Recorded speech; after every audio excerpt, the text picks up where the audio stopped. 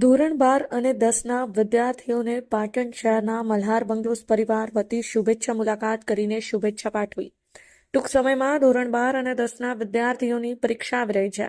ત્યારે પાટણ શહેરમાં આવેલ મલ્હાર બંગલોઝના ભાઈઓ દ્વારા ધોરણ 12 અને 10ના 17 વિદ્યાર્થીઓ અને વિદ્યાર્થિનીઓને શુભેચ્છા મુલાકાતમાં મોં મીઠું કરાવી બોલપેન તેની સાથે બેસ્ટ ઓફ લક આપી ધોરણ 12 અને 10ના વિદ્યાર્થીઓને આશીર્વાદ પાઠવ્યા હતા.